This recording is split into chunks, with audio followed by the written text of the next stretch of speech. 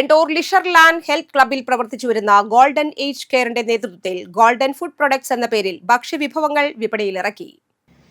വെണ്ടൂർ പള്ളി വികാരി ഫാദർ ലാസർ Thanikkal golden food പ്രൊഡക്റ്റിന്റെ ഉദ്ഘാടനം നിർവഹിച്ചു.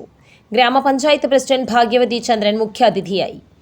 300ഓളം അംഗങ്ങളുള്ള വയോജനങ്ങളുടെ കൂട്ടായ്മയാണ് ഗോൾഡൻ ഏജ് കെയർ.